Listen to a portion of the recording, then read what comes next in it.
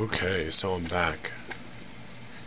Took me some time to get the modules mounted and the reservoirs mounted, but everything's all set up. On the renew side of things, my storm, I still have to connect the sensors, but it is mounted, and it is a simpler system set up, so I'll do that tomorrow. For this video, the renew system, the automatic water change system, is completed. As you can see, it's mounted above my sump.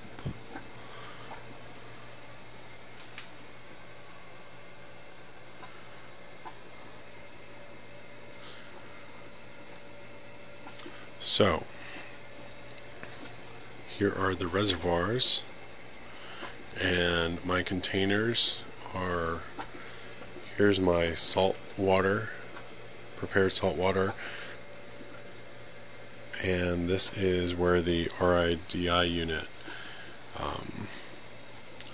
has the RODI container. So what I'm going to do here is I'm going to do a 1 gallon change. But before that, let me go ahead and describe what you're about to see. So in my sump, I have a pump back there, the Eheim, that is going to pump water into this reservoir through the left barb nipple.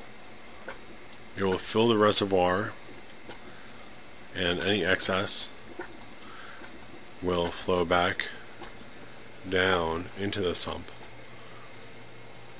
The water that's removed from the sump will exit through the middle barb nipple that's in the rear here, and will flow down to my drain line, which is right here.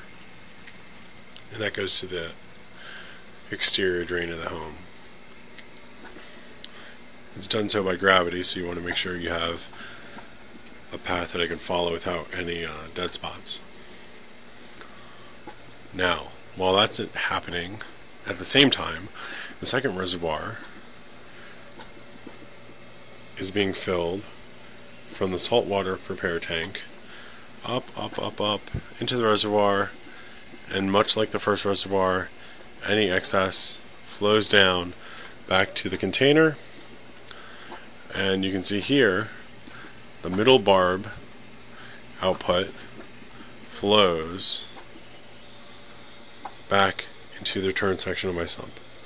So what you'll see will happen is that here in the return section, the pump will exit, so the line will drop about 1.5 inches, which is 1 gallon, and after the reservoirs and the system has measured the 1 gallon amount, it will dispense it, and this line will fill up again. So what you'll see first is the watering coming into the system. Oh, by the way, I just got this skimmer. It's the SWC 160 cone, and this thing is amazing. It's only been running for 48 hours, and that is significant.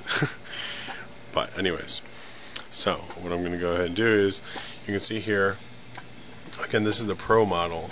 So on the lower left hand corner and the lower right hand corner, you'll see that the sensors are providing information about the level in the sump. And you have to excuse that noise in the background. My RODI container is almost filled, so it's doing its auto shut off thing, which the rocks see, and the storm will soon be controlling. And I'll use that float sensor as a backup to a backup. Redundancy is key in these systems. Okay, so I've done this before and it worked well, but for some reason I'm still nervous. But let's go ahead and hit that button.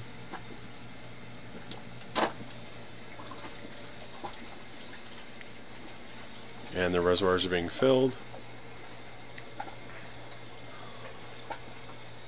Water's being pumped up from here. You can see the water level dropping.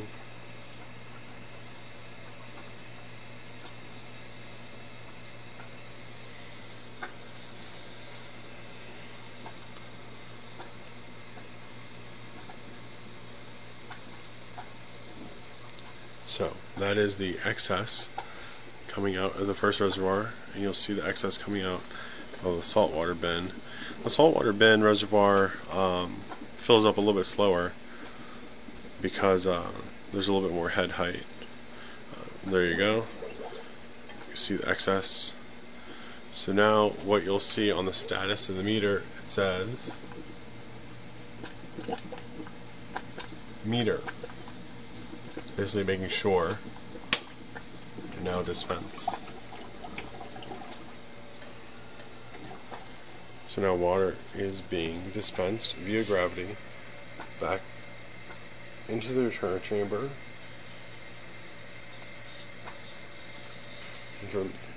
and to my waste, which is the drain.